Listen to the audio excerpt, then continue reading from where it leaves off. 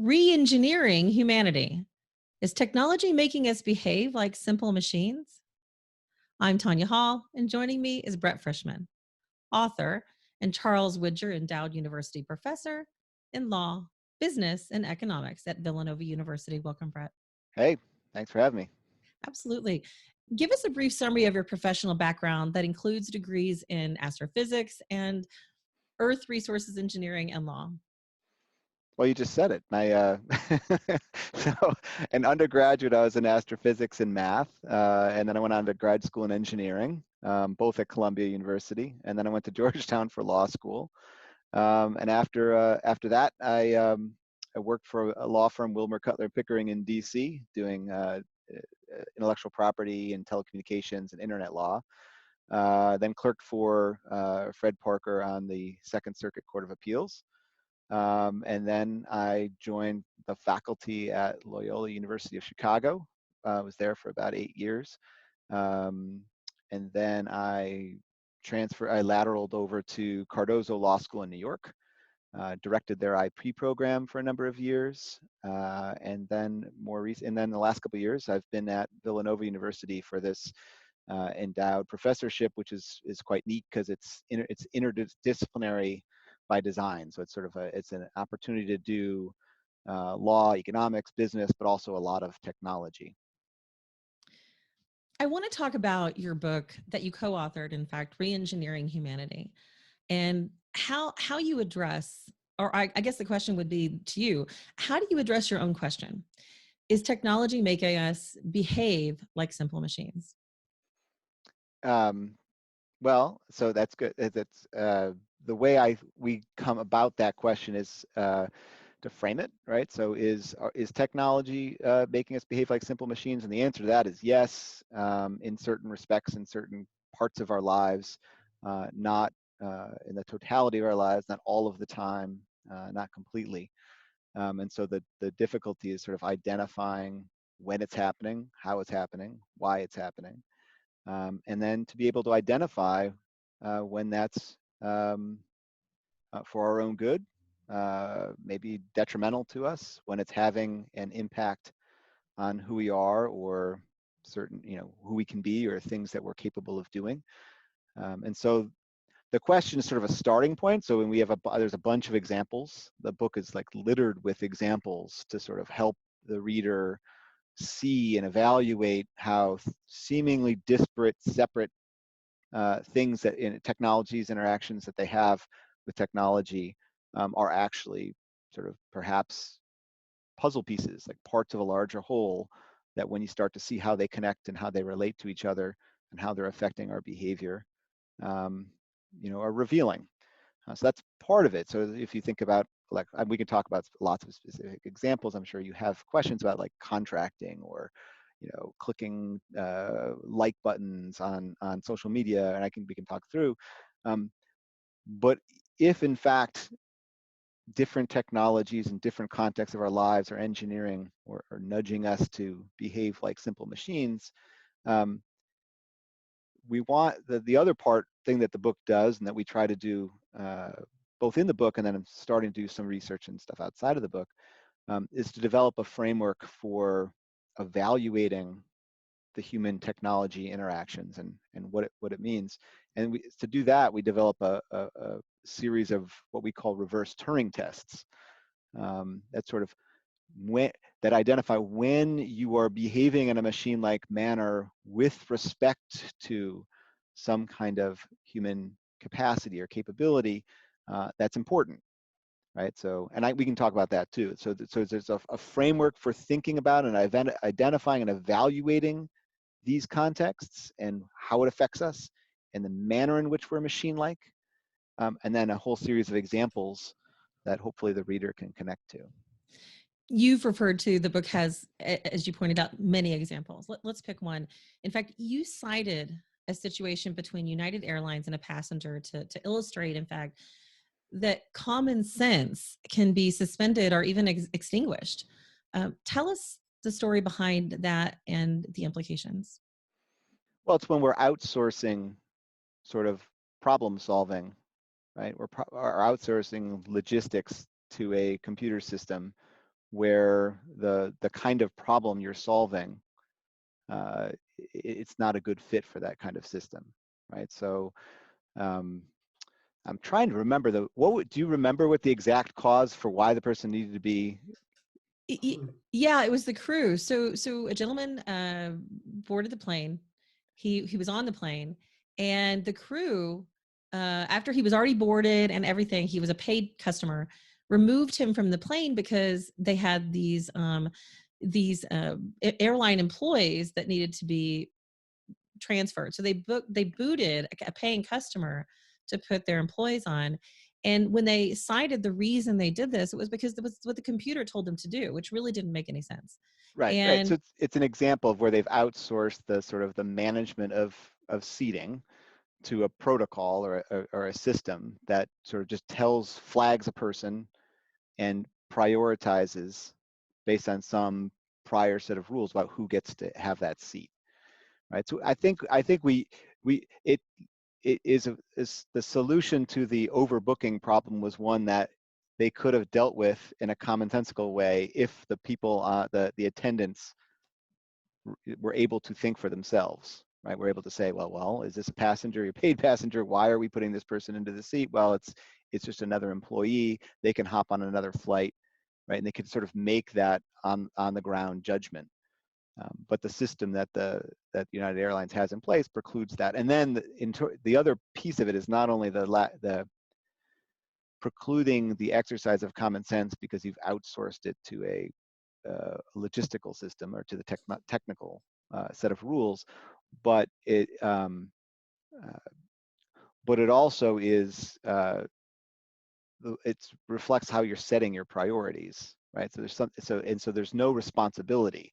So part of as I recall, the way we use the example in the book is it's part of the reason is it's not only that there's this lack of common sense in dealing with the problem on the ground in that context, it's also the response of, well, we're just following orders, right? Which is a response you should always like raise a flag when you sort of like you're deflecting responsibility and blame by saying I'm just following orders, where there's the machine told me to do it, right? As opposed to, well, why didn't you stop and think for yourself to assess the situation, where common sense would have led to a very simple and less troublesome outcome, certainly from a customer relations and publicity standpoint. But again, the employees are basically treated as though they can't think for themselves, and they're purely programmed essentially to follow the script. are the people that are in the decision making roles, as far as the top leadership, maybe the C-level executives, the people that are responsible for educating those frontline employees, are they empowering employees today? Are we following what the computer tells us to do? Are we training our employees to just, listen to the computer? Well, I mean, the thing is so it's, I mean, I don't want to overgeneralize across all industries or anything, but to the extent that that executives, it's kind of the logic of efficiency, right, and productivity, assessed and evaluated through uh, a computerized system, sort of a data-driven management of labor in a workforce, right? So if you have a data-driven management system, that is making, I mean, so that in the customer relations context, it's not really about a productivity call, right? The decision about whether or not to give the seat to the customer who has paid versus the employee, who has sort of a priority access to certain kinds of seats when they're available, right? What to do when there's a conflict. That's not really about a productivity question, right? It's not necessarily even efficiency question, unless the efficiency question sort of accounts for customer relations and the broader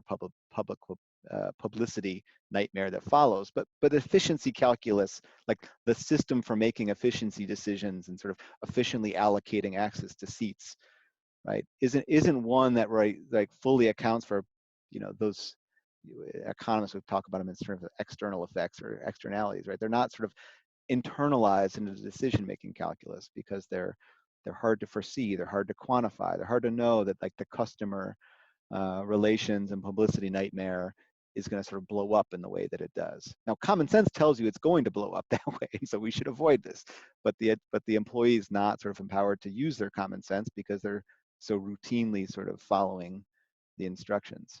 So yeah, it's a sort of an efficiency versus, yeah, efficiency narrowly conceived, right? Efficiency in terms of, maximally using using your resources to their most efficient in the most efficient way, um, based on a limited set of data and according to a sort of a limited calculus of like what the potential outcomes are going to be. You mentioned clicking the like button earlier. How has that affected our behavior, and how has it changed us? Well, clicking the like button, I think, is just one pretty decent example of where we are more or less trained into an unthinking automatic response rather than a more deliberate and thoughtful response. So clicking a like is sort of a substitute for writing a thoughtful comment, for explaining why it is that something is, why you like something, for example. Clicking like is often, it turns out to be a substitute for actually reading something. So people use click as sort of almost a pseudo bookmarking, right, or pseudo sharing. So it's a um, uh, quick or fast thinking behavior as opposed to a slow thinking kind of behavior that the platform is designed to encourage. It's designed to encourage it because it generates data, and it keeps you glued to the platform. And it's a sort of a metric for helping to sort content. So the clicking like or clicking a lot of the clicking behaviors where you've got the social media platforms are sort of optimized for certain kinds of clicks, certain styles of communication, right? So you can think of liking, um, sharing, like the just hitting a share button, hitting a like button.